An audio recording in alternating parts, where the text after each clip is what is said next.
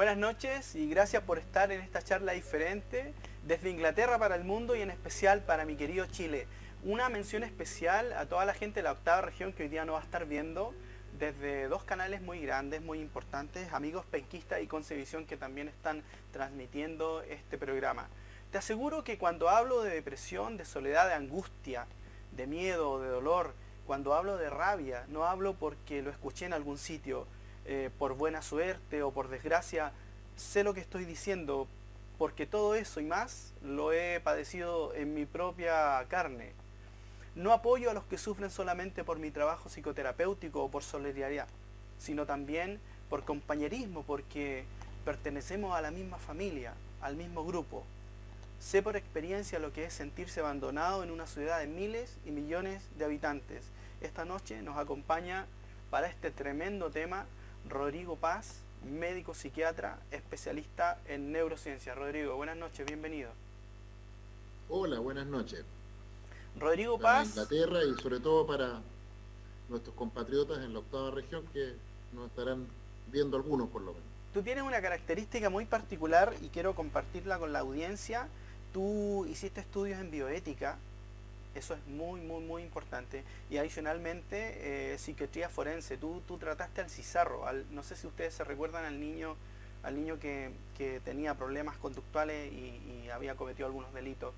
Tú fuiste su médico, su psiquiatra. Así pues, fui Cristóbal, aquí en la prensa hasta el día de hoy mal apoda o mal Cizarro. llama Cizarro. Sí, Fue uno de los más de 200 niños jóvenes que fueron atendidos en la unidad de hospitalización psiquiátrica de niños infractores de ley que se creó en el sí, Hospital Calvo Maquena sí. el año 2007 y que funcionó hasta el año 2010, 2011 y que en buena parte se cerró producto de Cristóbal. Sí. Yo te quiero... Porque fue tal el revuelo Ujú, que se generó cuando Cristóbal que llegó a la unidad, en ese momento tenía 11 años, yo lo sé. como los, los niños, los jóvenes, en Chile y en el resto del mundo, sin duda, se involucran en actividades delictuales desde Sí, muy pequeños, sí, producto de una serie de problemas de salud mental que al no ser abordados adecuadamente, cuando digo problemas de salud mental estoy hablando de trastornos del sí, ánimo, claro. adicciones, y todo esto en medios muy adversos psicosocialmente, en guetos donde el narco rápidamente los usa Lo como atrapa. soldados, etcétera, etcétera. Bueno, esos niños con patologías psiquiátricas y graves problemas de salud mental, yo denuncié en ese momento que el Ministerio de Salud del Estado de Chile, en ese tiempo era el primer periodo del gobierno de la presidenta Bachelet, Ujú. no se hace cargo, no invierte, y bueno, la denuncia esta fue tema de una entrevista en el cuerpo del Mercurio de la época y al otro día me pidieron la renuncia. Bueno, de hecho yo te quiero agradecer públicamente. Voy a decir algo políticamente inadecuado, pero socialmente muy acertado. Yo quiero dar las gracias como chileno por los huevos, así. Porque yo he visto tus interpelaciones a personajes muy importantes, y hay actuado con valor, de frente, eh, siendo muy valiente, arriesgando todo, porque literalmente en Chile, que es una economía tan pequeña, cuando uno se atreve a ir a veces contra el sistema o evidenciar cosas tan graves como la que tú has denunciado, a eso a uno le cuesta la carrera, le cuesta la vida, le cuesta el futuro. Lo mejor que puede hacer a lo mejor es tomar sus cosas e irse de Chile. Pero yo tengo una pregunta para ti. ¿Por qué estudiaste psiquiatría, Rodrigo? ¿Por qué psiquiatría? Bueno, la verdad que no fue tan fácil elegir psiquiatría, porque cuando, cuando yo empecé a estudiar medicina, y yo en rigor empecé a estudiar medicina por ahí cuando estaba en cuarto, quinto año de la carrera. Ya. Hasta antes, yo era dirigente de la Confederación de Estudiantes de Chile, era miembro del Comité Central del MAPU, y en esa época mi única preocupación existencial fundamental era terminar con la dictadura y, y eso, digamos. Habíamos Primeros mucho años en de... eso, ¿ah? Habíamos mucho en eso en ese Sí, tiempo. claro. y mis primeros años de estudiante universitario fueron básicamente preparar pruebas, a calentar materia, por decirlo así, y recién me pude dedicar a estudiar medicina después del plebiscito, cuando ya se instala un camino que yo creía en ese momento llevaba a recuperar la democracia. Y bueno, ahí me pongo a estudiar medicina y a concentrarme en lo que en lo que siempre fue mi vocación. Y la verdad que me gustaban todas las especialidades. Me encantaba la medicina interna, me encantó la pediatría, me encantó la obstetricia y ginecología. Y la única especialidad que la verdad me gustaba, pero me daba cuenta que no tenía dedos para el piano, en absoluto, era un peligro, de hecho, con un bisturí, fuera la cirugía, digamos, ¿no?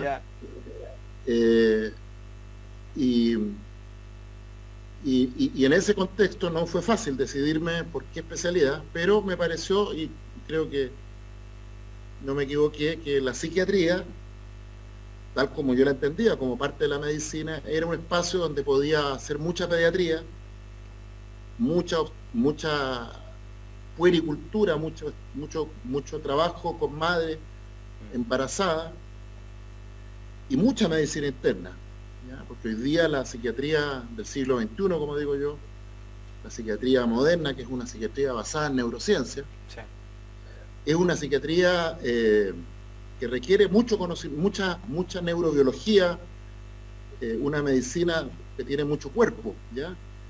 Y al mismo tiempo que no niega, y al revés, que se nutre de la interacción con los colegas psicólogos, con los colegas que trabajan en terapeutas ocupacionales, con la sociología y la dimensión política de la vida, pero que sigue siendo medicina, claro, medicina del cerebro. Claro. Y en ese sentido, quizás el haber tenido la suerte de haber podido, por un lado, ser parte fue investigador del Centro de Bioética, o de la unidad docente asociada de bioética en ese tiempo, de la Universidad Católica, que luego se transformó en el Centro de Bioética, donde llegué a ser profesor de bioética, y luego tuve la suerte de hacer buena parte de mi formación como psiquiatra en la Católica, en la Universidad Católica, y luego en el hospital psiquiátrico, y en el hospital psiquiátrico existía y existe hasta hoy la única unidad de hospitalización forense. Por lo tanto, pude tener la suerte de empaparme de la psiquiatría forense terreno. Es compleja, ¿eh? Tratando... ¿Cómo? Es compleja. Exacto. Y luego de eso, me gané una beca para ir a estudiar a Estados Unidos y estuve 5 años haciendo neurociencias básicas y clínicas en Albuquerque, en Nuevo México, la de la serie Breaking Bad. Sí. Y ahí trabajé en el hospital de veteranos de Nuevo México, y trabajé en un proyecto con Nancy Andreasen, que es sigue siendo una de las pioneras en la investigación en esquizofrenia en el mundo, en fin. Gran tema. Y a la vuelta a Chile, después de 5 años, vuelvo al hospital psiquiátrico. Por diversas razones la cosa no prosperó tanto como yo esperaba ahí, y termino al año creando la unidad de hospitalización psiquiátrica para niños en el Hospital Calvo Maquena. No existía, eso no existía en Chile, no era tema. No existía. No era tema. Y ahí me formé como psiquiatra infanto-juvenil. Ya. Y bueno, después de entrar ya en conflicto franco con el gobierno de Bachelet, y después con el gobierno de Piñera 1, y después Bachelet 2 y Piñera 2, estoy hoy día, no porque yo quiera, sino porque no tengo espacio hoy día si yo quiero postular a un cargo, de hecho yo postulé a un cargo como psiquiatra de planta en el hospital psiquiátrico, en el Instituto Horvey, me lo gané por primera mayoría, pero después, como me fui al Calvo Maquena, Cuando intenté reinsertarme en otros hospitales públicos de psiquiatría, no, me dijeron que no era bienvenido por las autoridades de gobierno, y hoy día estoy trabajando fundamentalmente en el área privada, pero como presidente de la Corporación Sofini, que es una corporación que creamos con Iris Morales, que es mi gran compañera de trabajo en esta lucha por una salud pública al alcance de la gente más pobre de Chile, sobre todo de los niños. Sí. Somos querellantes por las muertes de niños en Sename, fuimos los que denunciamos la matanza de niños en Sename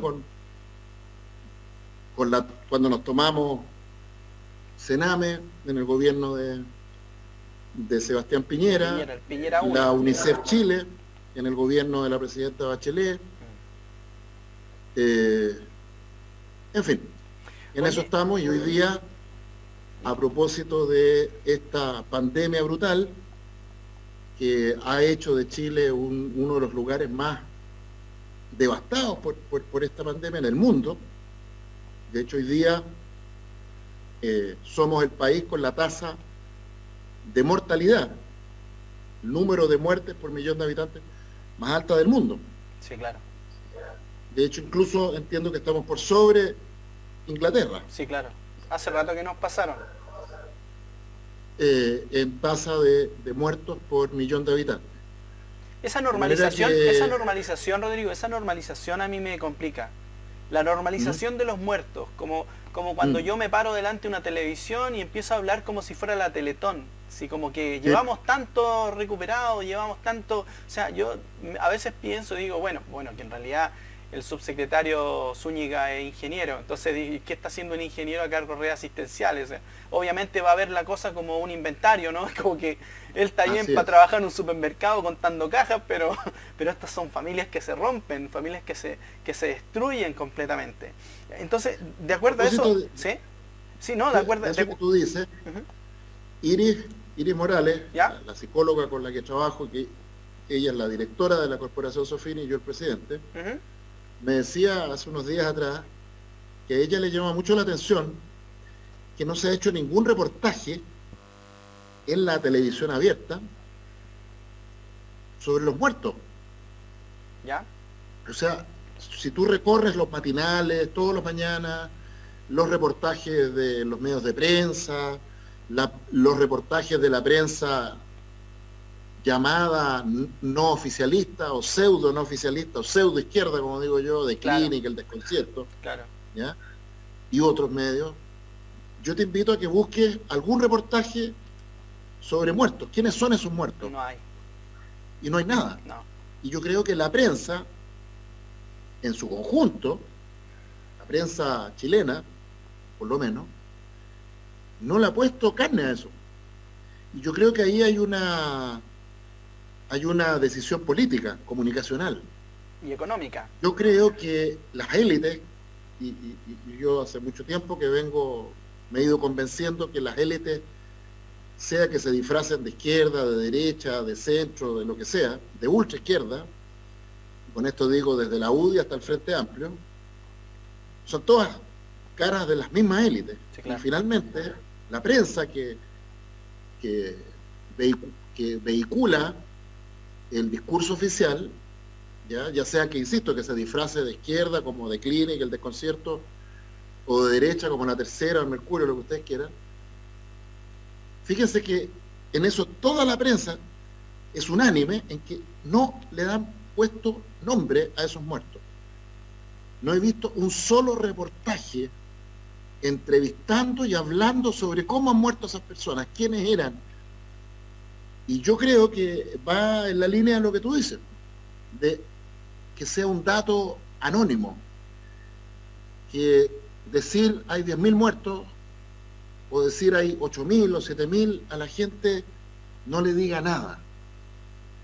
Porque claro, si lo hicieran, si le pusiéramos nombre, apellido, rostro, familia, a esos más de 10.000 chilenos muertos, probablemente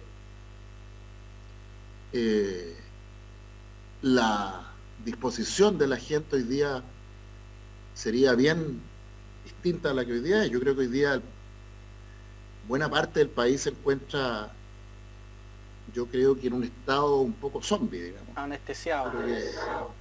Yo creo que estamos todos, cual más, cual menos,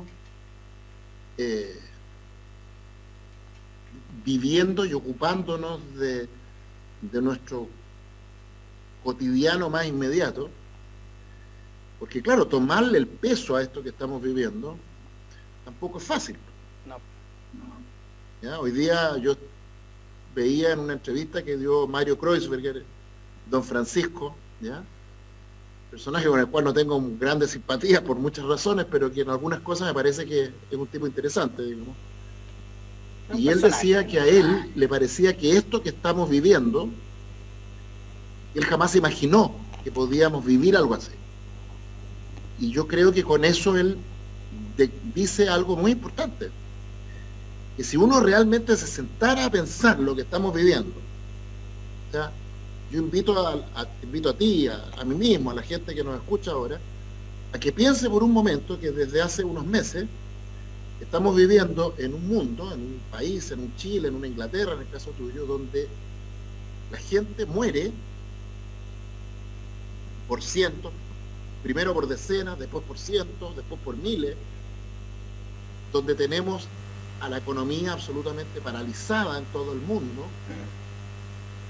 y donde el futuro nunca había sido tan absolutamente incierto. Sí, claro. Yo creo que, de verdad creo que este escenario que estamos viviendo, yo dudo que alguien lo haya imaginado. O sea, de hecho yo me enrolé como voluntario del NHS y estuve precisamente en una ambulancia en los últimos 3 meses. O sea, yo sé absolutamente lo que tú me estás diciendo. Mucha gente se murió en esa ambulancia, muchas veces llegamos a la casa y la persona estaba muerta adentro, niños. O sea, fue lamentablemente catastrófico lo que ocurrió acá. Más de 150 funcionarios de la salud fallecieron, cerca de los 50.000 personas también murieron. Imagínate que durante el primer mes se murieron 12.000 ancianos en 15 días en los hogares de acogida. Así de duro. O sea, un impacto gigante a la emoción de la gente. Y en eso tenéis mucha razón. Si yo adhiero nombre al número que estoy dando por la tele, le cargo una emoción al mensaje. Y esa emoción genera una respuesta en la gente que como gobierno obviamente yo quiero evitar que ocurra. Estoy tratando de ponerle el paño frío, ¿no? Ahí para que no se sepa mucho, para que todo ahí bajo. Ahora, dentro de eso, a tu juicio, Rodrigo, ¿cuál crees tú que es el peor error del Estado en materia de salud mental pública hoy día? Bueno, yo creo que más que un error, yo creo que el Estado, no ahora, desde hace 20, 30 años, el Estado es el gran ausente en la salud pública en general, y especialmente en la salud mental. O sea, para que Chile es, dentro de los países OCDE,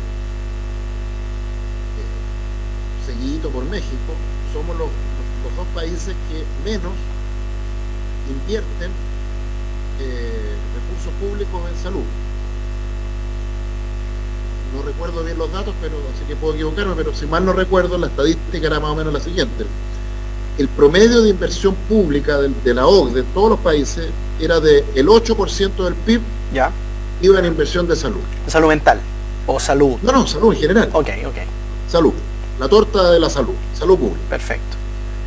Chile invierte un 4%. Y de ese 4%, insisto, es un promedio OCDE. ¿Ok? ¿Ya? Y cuando digo promedio, que hay países que invierten bastante más, hasta un 11, 12, 13%. ¿Ya? Bueno, Chile, 4%. Muy por debajo del promedio. Y en salud mental,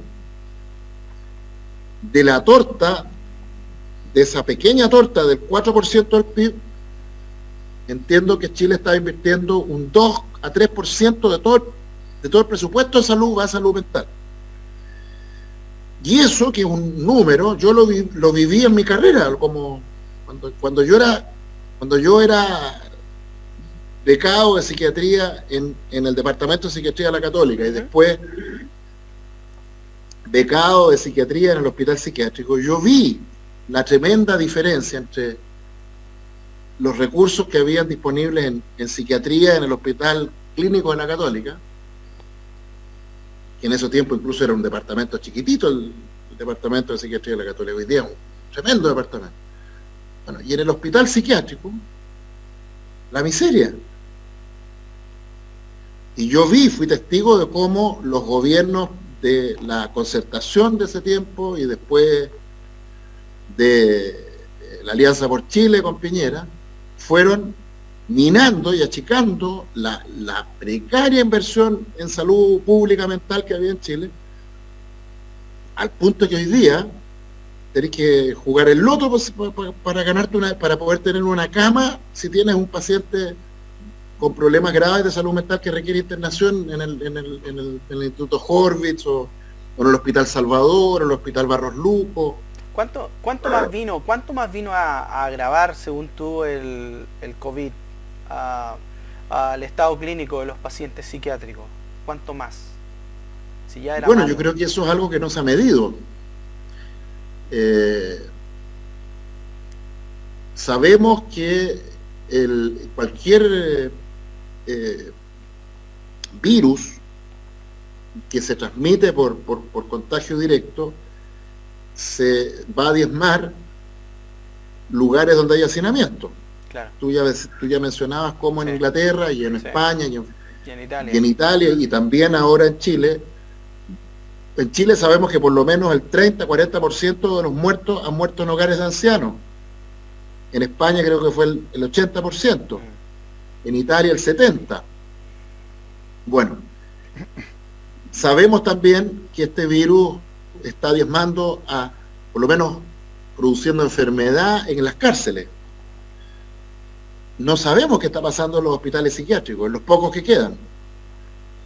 No sabemos qué está pasando en las clínicas psiquiátricas. Buen tema, los pocos que quedan. No sabemos qué está pasando con la gente en situación de calle, donde sabemos que por lo menos el 60, 70, 80% de las personas en situación de calle, la mayoría son enfermos mentales, esquizofrénicos. Hay mucha esquizofrenia, eso te iba a decir. Yo trabajo con gente en situación de pacientes calle. con daño, con retardos mentales, trastornos del espectro autista, trastornos anímicos graves, bipolares graves, adictos muy enfermos y muy graves. Bueno, lo que llamamos situación de calle es el hospital psiquiátrico, es el resultado de la llamada reforma de la salud mental que partió en Italia, que empezaron a cerrar hospitales psiquiátricos en todo el mundo, porque se les metió en la cabeza la idea de que los hospitales psiquiátricos eran muy malos, eran de muy alto costo para el Estado, y empezaron a mandar a la gente a las calles, bajo el supuesto que en la calle iban a estar mejor, y esos son los homeless. O que se iban a esos son los sin calle. Sí, claro. ¿Cómo? O que se iban a adaptar, digamos. Y que iban a estar mejor, porque claro, la ideología de esta versión rasca del comunitarismo, porque una versión rica del comunitarismo, claro que sería fantástico que hubieran hogares protegidos cerca de la comunidad, etcétera, pero no se hizo eso. Se sacó a los pacientes psiquiátricos a la calle, y los que no terminaron en la calle terminaron en la cárcel. Claro. Las cárceles chilenas están llenas de enfermos mentales. A tu juicio. Y ahí es donde no sabemos cuánta gente está muriendo ahí. A tu juicio, ¿cuál crees tú que va a ser el peor síndrome post-pandemia para la población chilena? El peor de todos. Yo creo que lo más delicado va a ser justamente que no hay post-pandemia. Yo creo que la post-pandemia es un invento comunicacional. Todo indica, dado que este virus no genera inmunidad. Claro.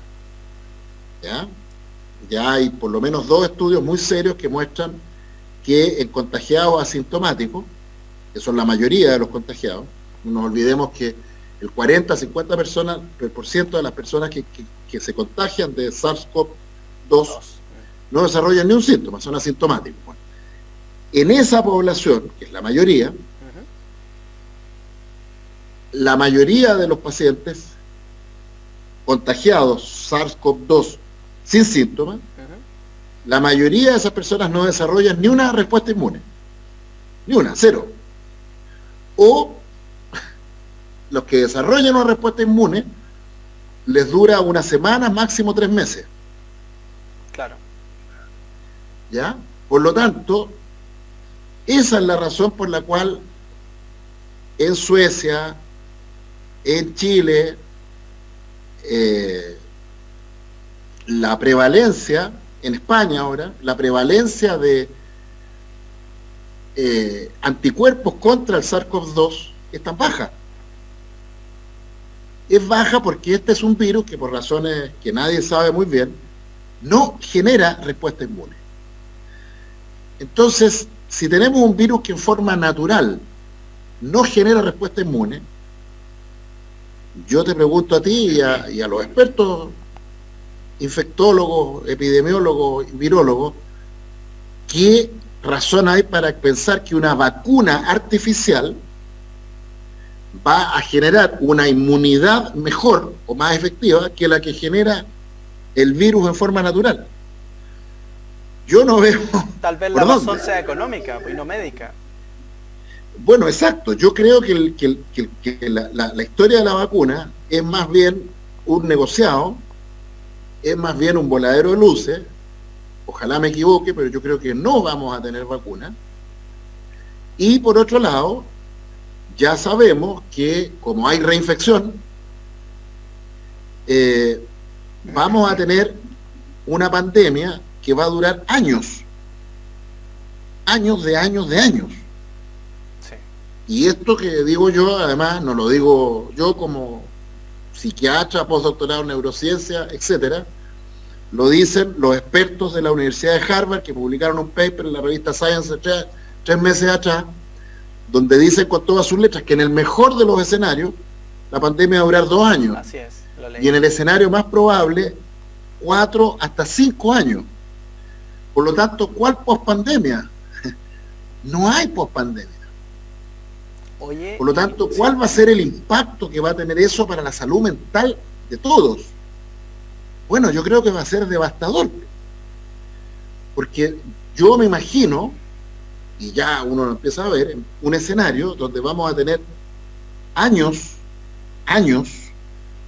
de oleadas de virus con miles de muertos en los periodos de invierno y otoño, una baja relativa en los periodos de primavera-verano, y nuevamente en invierno la reagudización. Entonces, imagínate qué puede pasarle a la gente, a la humanidad, si durante 5 años, 4 años, tenemos oleadas de muerte por unos remansos relativos y oleadas de muerte, y todo esto en un mundo donde, aparte del daño directo de este virus sobre la salud directa de la gente, tenemos la destrucción de la economía. Claro. Donde no vamos a tener más cines, más restaurantes, más estadios, más conciertos, más mall. Entonces, donde el nivel de destrucción de la economía es tal que vamos a tener una cesantía brutal, millones de puestos de trabajo destruidos. Entonces, la verdad que yo el escenario que avisoro es dantesco. Esto, o sea, mira, cuando yo era cabro chico, el gran cuco que teníamos los niños en mi época era la amenaza de una guerra nuclear. ¿Tú qué edad tienes? 21 más IVA. ¿Cómo? 21 más IVA. 21 más IVA. Bueno, yo creo que tú eres bastante más joven que yo. Yo tengo 54. Y mi generación crecimos con las películas, los libros, las novelas, etcétera, que hablaban de la amenaza nuclear, ¿ya? Sí. Y el terror, digamos, en el imaginario colectivo era un mundo donde de pronto estallaban bombas nucleares todo el mundo y venía un invierno nuclear, ¿no es cierto?, y uno se imaginaba, ¿no es cierto?, viviendo en un mundo donde estaba todo contaminado, una especie de gran Chernobyl. Un búnker. Bueno, yo creo que esto que se viene es como una especie de Chernobyl viral.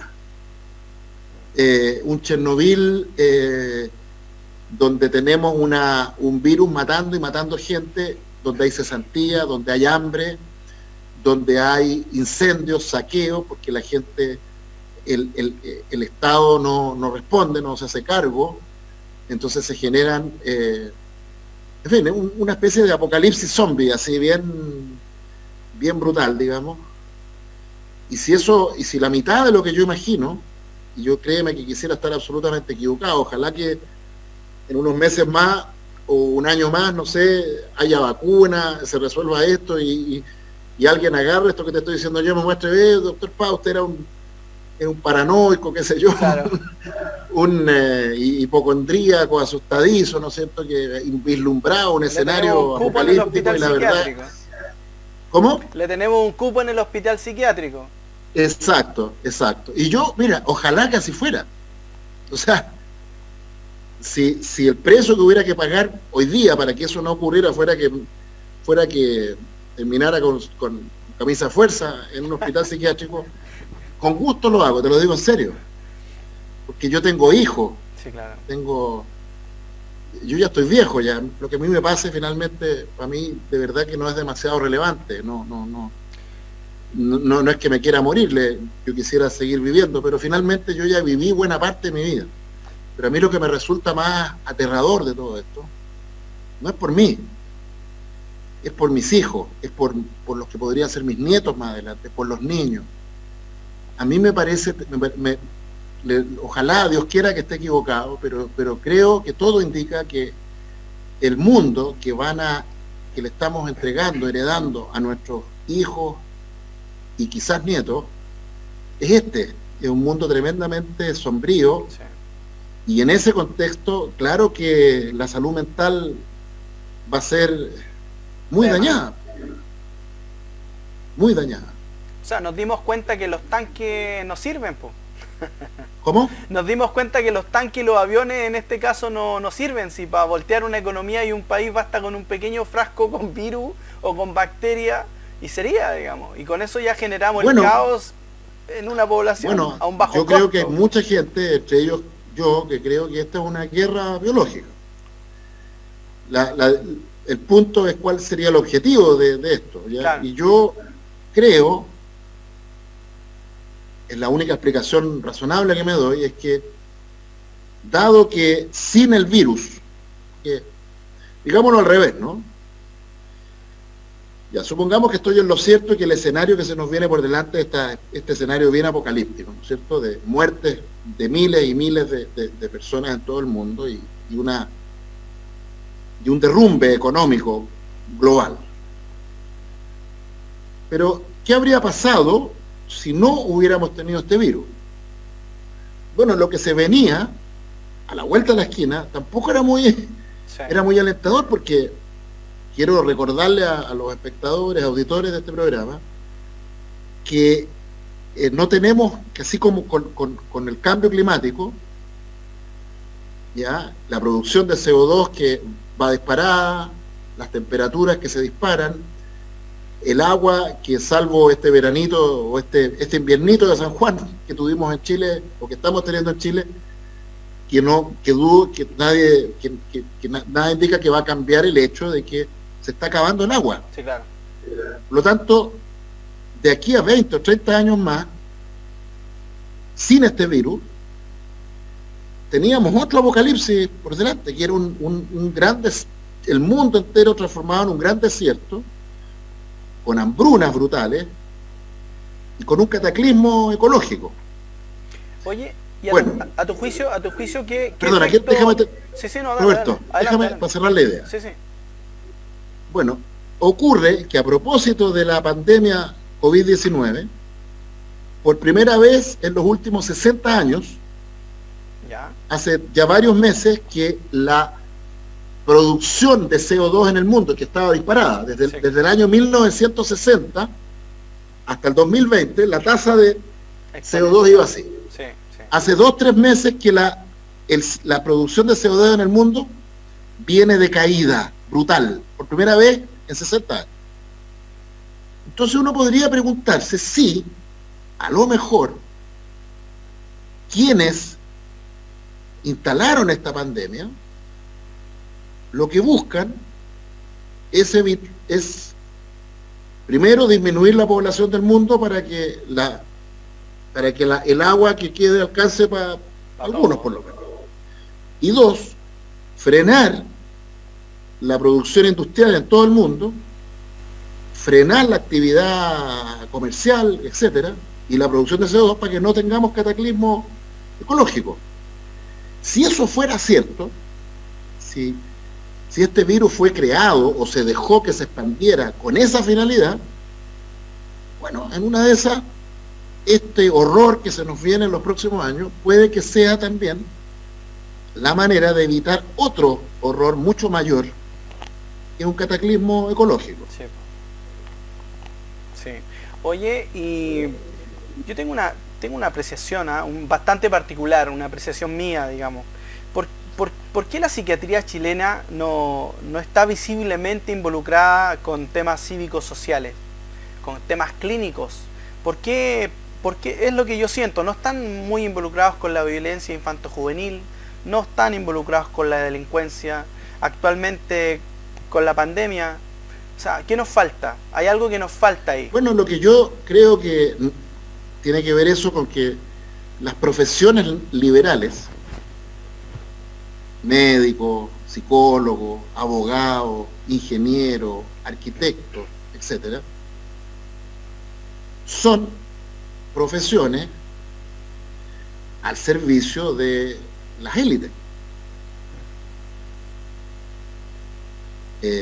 Un abogado exitoso, un ingeniero exitoso, un psicólogo exitoso, un médico exitoso, es un médico que es bendecido por las élites, que es valorado por las élites y que finalmente vive como una especie de cortesano. Por lo tanto, mal podríamos esperar que de estos profesionales liberales surja nada que cuestione a las élites. Claro, lo que de alguna forma les permite estar en el lugar que están. Exacto. Y a tu Entonces, juicio... dicho de otra manera, lo voy a decir así sin tapujos. ¿Ya? Mis colegas son unos lameculos. Le lamen el culo al poder. Por lo tanto, quien vive lamiéndole el trasero al poder, difícilmente va a poder ni siquiera atreverse a pensar distinto. Claro. Yo tengo la impresión, y lo veo cuando interactúo con mis colegas, no solo psiquiatras, sino que el nivel de autocensura es tan brutal que ni siquiera se atreven a pensar nada que pueda ponerlos en conflicto con el poder. Y a tu juicio, ¿cuál es el principal daño en temas de salud mental? A tu juicio, ¿cuál es el peor daño que el modelo neoliberal le está causando a la sociedad chilena hoy día? Del punto de vista de la salud mental. Yo creo que el peor daño que causa no solo el modelo neoliberal, y entendiendo por modelo neoliberal la versión del capitalismo que se instaló en Chile, que es una versión bien única en el mundo, digamos, ¿ya? Tú vives en Inglaterra, donde hay una versión del capitalismo que es bastante menos radical que la que hay en Chile. Hay algo de salud pública allá todavía. Es bastante socialista, de hecho la salud pública es gratuita. Claro, hay estado de bienestar. Bueno, Chile es un invento muy especial, donde se instaló una forma de capitalismo donde se intentó y se ha intentado hasta con bastante éxito, diría yo, destruir casi todo vestigio de Estado, de lo público incluso. Bueno, ¿qué impacto ha tenido eso en la salud mental? Mucho, pero yo creo que el más importante es que este experimento, que esta versión, insisto, inédita en la historia de la humanidad, donde cada uno se rasca con sus propias manos, ¿qué es lo que ha destruido? Ha destruido los públicos, ha destruido la interacción social. Chile es un país que incluso a pesar de su historia, de su cultura, que nosotros somos una cultura apatotada, de patota, de tribu, ¿ya?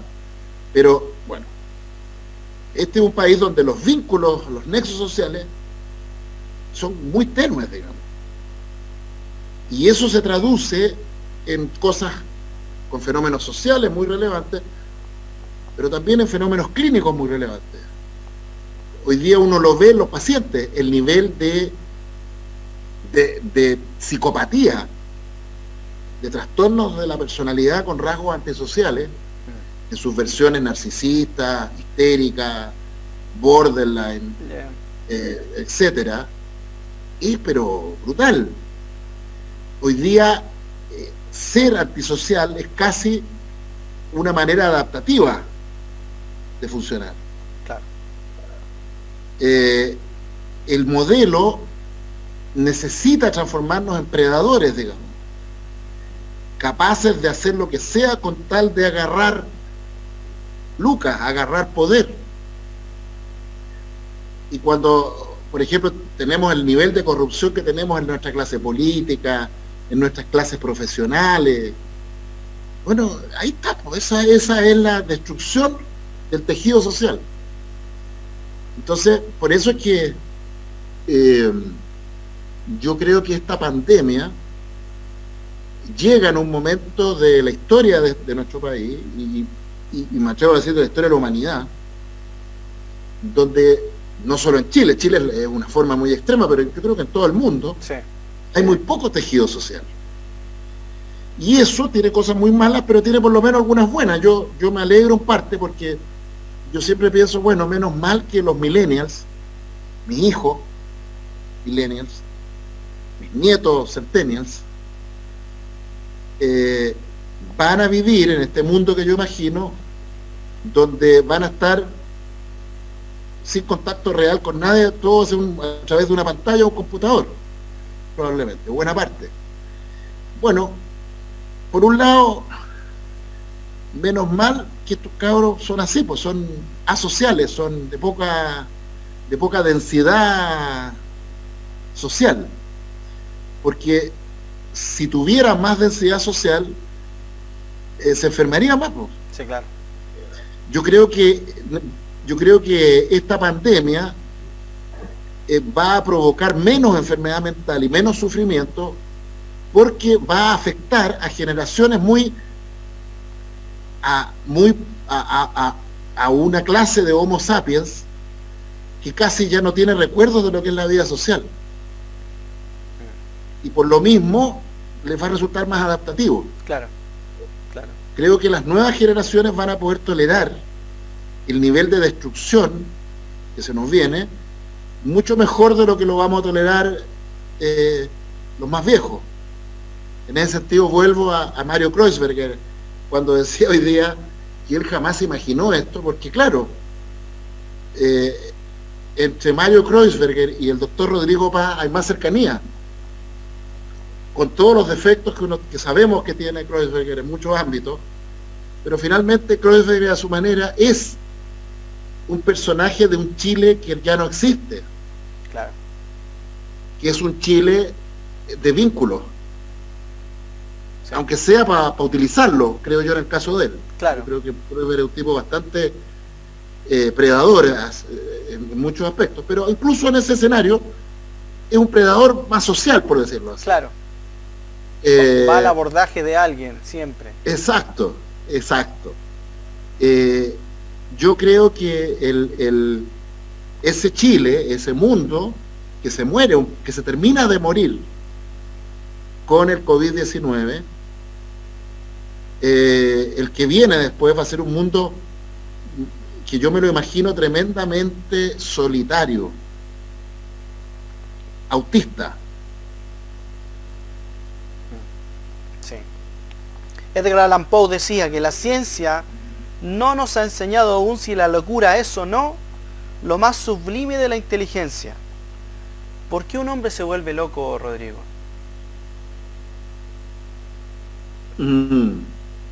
Bueno, los griegos de antes, ¿no? Platón, los griegos siempre, y todas las culturas siempre han, incluso las culturas más arcaicas, digamos, muchos de los machis, de los hechiceros, de los curanderos, eran personajes bien estrafalarios, digamos, bien, y probablemente muchos de ellos con rasgos psicóticos, con genes de pensamiento esquizotípico, etcétera. De manera que yo creo que en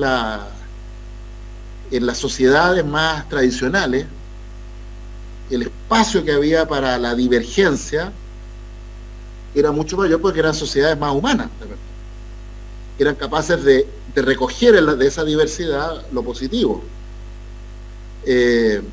Hay muchos pacientes psicóticos, o sobre todo bipolares psicóticos, que son tremendos poetas, tremendos músicos.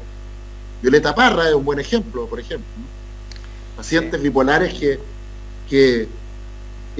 pero ¿qué haría la Violeta Parra en este mundo que se nos viene ahora? Imagínate, la Violeta Parra no tiene ni un espacio, no tiene, te fijas, no. Entonces, ¿qué harían esos locos místicos en un mundo sin religión, sin vínculo? Las religiones son, como lo decía Durkheim, son una producción social. Sí, claro. Y donde no hay sociedad, no hay religión, tampoco hay sociedad, no hay nada. Entonces, yo creo que ese es como el lado romántico de la locura, ¿ya? Pero también la locura tiene un lado muy terrible que no es bueno romantizar, que es el loco que termina disvariando en la calle, psicótico, alucinando, muerto, y termina muerto de COVID-19 pelota en la Plaza Italia, digamos. Entonces, claro, la locura tiene un lado interesante que nos permite dar vuelta a las cosas y en eso Poe tiene razón, los griegos tenían razón, pero la locura en cuanto a enfermedad no tiene nada de romántico y tiene tratamiento hoy día. Y esa misma ciencia a la cual alude Poe es la que hoy día nos permite tener psicofármacos como clozapina, que permite que un paciente esquizofrénico que hace 20 años atrás su destino era estar encerrado en la casa musitando, hoy día está trabajando en una empresa, ganándose el pan y viviendo. Sí. En eso comparto plenamente tu apreciación. La verdad es que es así, o sea, es así, no es de otra forma. Lamentablemente el tema de la medicación, hay todo un tema ahí con eso. A tu juicio, del punto de vista de la salud mental, ¿cuál crees tú que es la medicación más recurrente hoy día en los hospitales públicos y por qué? ¿Perdón? Te preguntaba, a tu juicio, ¿cuál crees tú que hoy día es la medicación más recurrente en los hospitales públicos y por qué? Los antidepresivos. Y desgraciadamente los antidepresivos se usan mucho y se mal utilizan, porque hoy día sabemos que por lo menos el 50% de las personas que tienen síntomas depresivos no mejoran con antidepresivos, sino que mejoran con estabilizadores del ánimo. Muchos requieren más que medicamentos, intervenciones psicoterapéuticas, cambios de estilo de vida. Sí.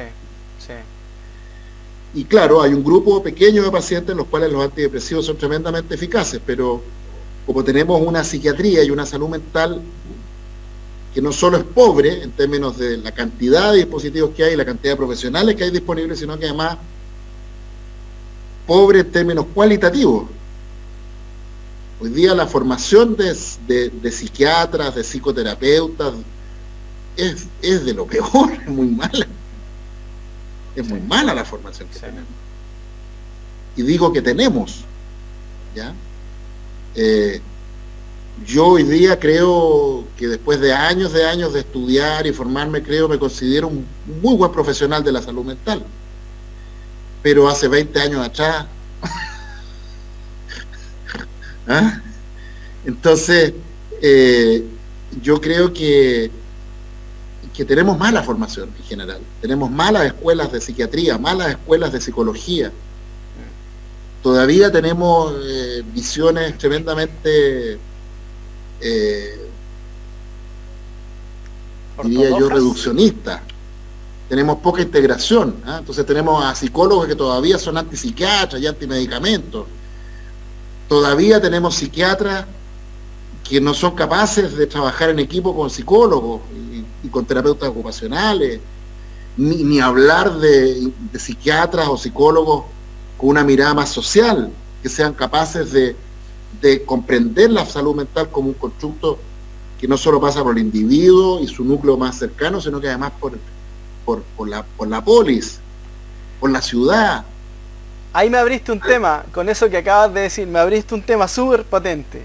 ¿Cuánto hay de temperamento y cuánto hay de enfermedad? ¿Dónde está el límite clínico para la medicación ahí? Oh, me abriste un tremendo tema. Bueno, ese es mi gran tema. Yo creo que que están las enfermedades clásicas, ¿no? La esquizofrenia, la enfermedad maníaco-depresiva, ¿ya? Pero yo creo que hay muchas formas atenuadas de esquizofrenia, que es lo que Bloiler antiguamente llamaba la esquizofrenia simple. Esquizofrenia simple, sí. Y hay muchas formas atenuadas de bipolaridad, que es lo que antiguamente se llamaba la ciclotimia, la hipertimia, la distimia, etcétera, que son formas leves de estas enfermedades y que se tratan con los mismos medicamentos y que de hecho esos medicamentos son mucho más exitosos de las formas leves. Yo creo que hoy día no hay ninguna razón para distinguir entre el eje 1 y el eje 2 de la clasificación internacional de enfermedades o del los DSM, donde tiene por un lado las enfermedades mentales y por otro lado los trastornos de la personalidad. Yo creo que donde hay trastorno de la personalidad hay enfermedad mental subclínica. Ya. Y yo no he visto nunca un trastorno de personalidad grave que no se pueda mejorar mucho con algún medicamento. Como tampoco creo que sea posible tratar adecuadamente a una gran cantidad de enfermos mentales y de trastornados de la personalidad con solo medicamentos. Eso es más, sí. Creo que hay un grupo importante de pacientes con formas atenuadas de enfermedad mental o que tienen formas temperamentales de enfermedad mental, que a lo mejor no necesitan remedio, que a lo mejor podrían funcionar mucho mejor cambiando estilo de vida, encontrando un espacio donde dar curso a sus temperamentos más intensos o más melancólicos o bla, bla, bla. Pero claro, para eso se necesitaría una polis, una ciudad, sí, con capacidad para acoger la diversidad. Y la paradoja, que ya lo mencionó la Hannah Arendt hace años atrás, es que el capitalismo, en sus distintas versiones, o el liberalismo capitalista, como uno lo quiera llamar, que ha hecho de la libertad su gran bandera de lucha, su gran leitmotiv, la verdad es que produce seres humanos que son cada vez menos libres, porque son cada vez más iguales, cada vez menos individuos, cada vez menos personas, porque como bien lo decía Hannah Arendt y los griegos antes que ellos, en lo que ellos llamaban la paideia, ¿no? la idea de la vida política como educación, como crianza, y como formación de la personalidad, ¿ya? La virtud aristotélica, la buena vida de Sócrates, en sus versiones más modernas de Heidegger, la vida auténtica. El gran Heidegger. ¿Ya? La buena vida, la vida libre,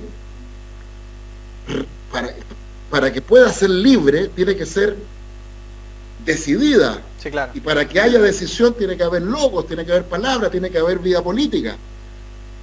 Y todo eso es lo que niega este mundo pre-COVID-19.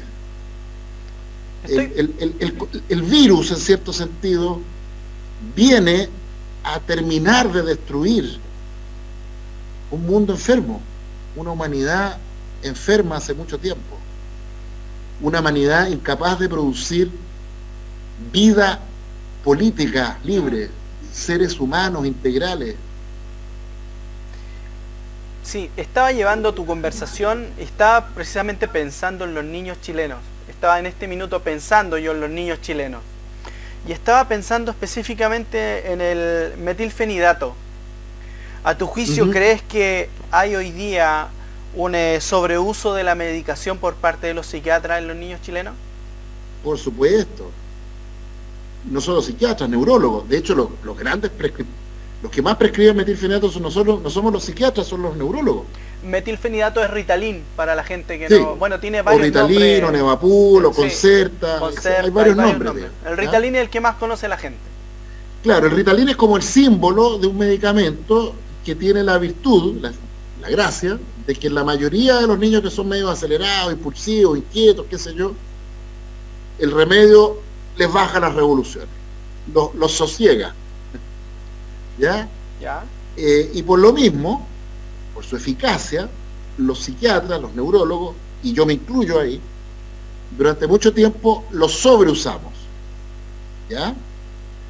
Y hoy día sabemos que este medicamento, que es extraordinario, el metilfenidato es un tremendo remedio, de verdad le sirve a no más allá de 1 a 2 de cada 10 niños con síntomas de déficit atencional e hiperactividad. Ahí entramos con el tema del temperamento, ¿no? Exacto, tal cual. Hay un grupo importante de niños con síntomas de déficit atencional que el metilfenidato o no les sirve o les sirve poco. Lo sosiega, pero no les mejora la capacidad de concentración. Entonces el niño ya no molesta en clase, ya no jode a la profesora, al profesor. Ya es no perfecto para la profe, pero ya, no para él. Pero el medicamento no le ayuda a tenerlo más alerta y aprendiendo más y mejor. Bueno, ¿y esos niños qué necesitan? Bueno, depende. Hay algunos de esos niños que tienen trastornos del ánimo, sí, enfermedades bipolares o prebipolares, y que se mejoran con un poquito de risperidona, litio, qué sé yo. Hay otros de esos niños que en realidad no tienen ninguna enfermedad, lo que necesitan es que es un ambiente, un tipo de escuela distinto. A veces algunos de estos niños tienen graves problemas en su casa, hay maltrato, ¿no? y ahí requieren trabajar con los papás. O a veces tienen todas estas cosas juntas y se requiere todo esto junto. Pero de nuevo, para poder intervenir en un niño donde hay un síntoma, déficit atencional, hiperactividad, y poder hacer esta disección y ver qué es qué, hay que trabajar en equipo. Sí. Necesita un psiquiatra, un neurólogo que entienda medicamentos, un psicólogo que entienda de familia, trabajar con el colegio, y eso hoy día es muy difícil hacerlo. Sí. El gobierno de Chile creó ahora una plataforma, tiene una plataforma. ¿Cómo? No sé si tú has visto que el gobierno de Chile ahora creó una plataforma que se llama Sanamente. ¿Ah? Sí. Ahora, ¿qué efectividad? Saludablemente parece. Claro, ¿qué efectividad crees tú que va a tener y cuál va a ser el impacto de eso en la gente? Yo creo que muy poca, porque hasta donde entiendo es una plataforma donde hay algunos psicólogos que están disponibles para atender consultas, ya, lo cual es una cierta mejor paso. Que nada. Sí, claro. Pero el problema es que la gente necesita respuestas complejas. No basta un psicólogo, se necesitan neurólogos, psiquiatras, no bastan a veces ni neurólogos, ni psiquiatras, ni psicólogos, sino que además psicoterapeutas especializados. A veces se requiere coordinación con los territorios para que esa persona o esa familia reciba otro tipo de apoyo. Y eso requiere equipos. Y esos equipos cuestan plata.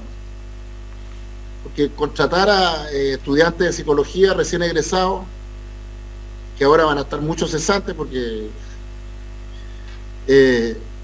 no cuesta tanto, pero conformar equipos profesionales con terapeutas especializados, con experiencia, que trabajen con el paciente, con su familia, que tengan vínculos con los territorios y puedan permitir articular respuestas más complejas, que estén articulados muchas veces con los tribunales de justicia, porque no hay que olvidar que en muchos casos, sobre todo niños y adolescentes, están vinculados con situaciones de negligencia, maltrato infantil, padres dependientes de drogas que no quieren tratarse, situaciones de violencia intrafamiliar, que a veces la única manera de poner en tratamiento a un agresor o una agresora es con el peso de un tribunal de familia que ordene el tratamiento. O sea, la salud mental en una sociedad como la nuestra, o en sociedades como las nuestras, donde hay tanto daño, y donde hay tanta psicopatía, y donde hay tanta pérdida del vínculo, requieren respuestas complejas. Y donde muchas veces es clave que los equipos de salud mental estén articulados con las policías, con los tribunales, porque muchas veces hay que caer con la ley. Sí, claro. Y ahí entramos en la psiquiatría forense, ¿te fijas? Entonces, en fin, todos esos desafíos que eran los que teníamos antes de que se instalara este virus en Chile y en todo el mundo, se multiplican ahora, pero se multiplican a un grado que uno también, tengo que decirlo, digamos. O sea, hoy día, si el Estado de Chile ni siquiera es capaz de invertir en recursos para que la gente no se muera, ¿qué inversión va a hacer hoy día en que la gente no solo no se muera, sino que además esté más o menos bien del coco, bien del mate? Y aparte que eso no se ve, po. No se ve, o sea, se ve las consecuencias cuando Claro. no está, pero además no hay voluntad y además tampoco hay muchos recursos, reconozcámoslo. Hoy día el Estado de Chile tendría que estar, o sea, mira lo que te voy a decir, ¿eh? Te lo está diciendo alguien que desde el año 1998 que vengo peleándome con todos los gobiernos para que inviertan más en salud y en salud mental. Si tú me dijeras hoy día, hoy, si yo fuera presidente de la República, probablemente yo invertiría bien poco en salud mental. Y donde más invertiría es en apoyar a las pequeñas, las medianas, las grandes empresas para que no quiebren, en apoyar con dinero fresco en el bolsillo de buena parte de la gente en convenios para condonar deudas, qué sé yo. Ahí invertiría probablemente más que contratar un ejército de psiquiatras para que trate a los potenciales suicidas después de una ola de cesantía. Creo que hoy día rendiría mucho más, mira qué paradoja, digamos, pero va a rendir mucho más invertir en protección social real que directamente en salud mental. ¿Qué efectos se potencian con esta pandemia? ¿Cuáles son, crees tú, los elementos más incidentes? Bueno, yo creo que el virus no termina de destruir lo social. O sea, Y a nivel, si y a ya nivel interno, digamos, en la Exacto. mente de la persona, ¿qué es lo que más... Déjame decirlo de esta manera. Uh-huh. Si ya el capitalismo en sus distintas versiones, el liberalismo del siglo XXI, ya había reducido los vínculos sociales a casi pura utilidad. Claro, competencia y utilidad. Exacto. Subordinación y sometimiento. Etcétera. Exacto, todo eso que ya sabemos. Imagínate que ahora este virus nos viene a decir que tú y yo, mejor que nunca nos juntemos directamente, porque tú puedes llevar el virus, o yo lo puedo llevar y nos vamos a contagiar. Entonces tenemos que ponernos mascarillas, protectores faciales e interactuar de lejos. Entonces, yo creo que este virus viene a sepultar lo social, ¿no? De hecho, va a cambiar la relación médico-paciente. Por ejemplo. Vía Zoom. Así que yo creo que tenemos un escenario muy complejo, pero yo quiero terminar, porque ya me tardó, me estoy viendo. Es que siempre es interesante hablar contigo, Rodrigo, si el tiempo se pasa. Por una cosa positiva. Uh-huh. Y quiero decir esto nomás. Pensemos que sin coronavirus, lo que teníamos a 20 o 30 años, o sea, a la vuelta de la esquina, era un cataclismo ecológico. En una de esas, los que sobrevivan, en 20 o 30 años más van a decir, gracias coronavirus por salvar al planeta Tierra de la destrucción total. Bien. Te voy a hacer algunas preguntas súper cortitas que quiero que me las respondas, o idealmente con una sola palabra, ¿vale? Uh-huh. Ok. Para ti, ¿cuál es la palabra más hermosa del diccionario? Amor. ¿Y la palabra más peligrosa? Odio. ¿Qué es el éxito para ti, Rodrigo? Ser feliz. Ok, para mí el éxito está muy cerca de la puñalada, ¿eh? Ojo, para mí. ¿Cuál es el sentido de tu vida hoy día? Servir. ¿Qué te hiere? ¿Mm? ¿Qué te hiere? El desamor. ¿Qué te indigna? La injusticia. Y esta pregunta es muy dura. ¿Alguna vez te mordiste la lengua delante de un micrófono? No. Rodrigo. Todo lo que tenía que decir, lo he dicho. Rodrigo Paz, para mí ha sido un privilegio, un orgullo contactarme contigo desde el otro lado del mundo a través de esta plataforma. Sí, quiero agradecerte. Birmingham. Quiero agradecerte tu tiempo. La verdad ha sido muy, muy, muy enriquecedor. ¿Qué nos queda por delante? ¿Nos podrías dar al menos un tips de lo que podríamos hacer en este tiempo, la familia, la gente que nos está escuchando, cómo controlar un poco? Te propongo algo. Pasando? Sí, claro. Cuando tú puedas, cuando tu forma de trabajo lo permita, hablemos, porque yo creo que ahora lo que hemos hablado ahora son cosas un poquito así como generales, digamos. Pero como a mí lo que más me gusta es lo que más quiero ahora es servir, y para servir hay que ser bien práctico. A mí me parece que hay muchas cosas prácticas, concretas, ¿ya?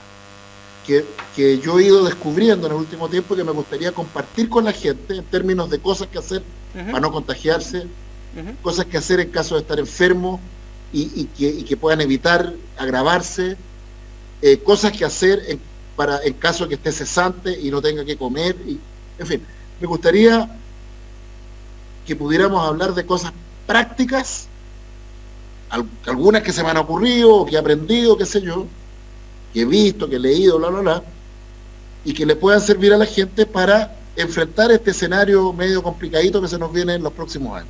Se nos viene dura la cosa. Sí. Y me quiero despedir de esta entrevista, de esta noche importante de compartir contigo, con algo que nos ocurrió hoy, algo que ha ocurrido el día de hoy. Yo no sé si tú puedes mirar que hay instrumentos musicales acá cerca mío. Sí, pues, sí los veo. Quiero despedirme leyendo un pequeño texto del gran maestro Ennio Morricone, que acaba de fallecer el día de hoy, uno de los grandes de la historia de la música del mundo. Y inolvidable. Les voy a leer un pequeño trozo de la carta que él dejó, que se leyera cuando él había muerto. Dice: yo, Ennio Morricone, estoy muerto. Lo anuncio a todos los amigos que siempre han estado cerca de mí, y también a aquellos que están un poco lejos, a los que saludo con gran afecto. Es imposible nombrarlos a todos, pero un recuerdo especial para Pepucio y Roberta, amigos fraternales muy presentes en los últimos años de nuestra vida. Solo hay una razón que me impulsa a saludar así a todos y a celebrar un funeral de forma privada. No quiero molestar. Rodrigo Paz, un abrazo, gracias por haber estado hoy día con nosotros.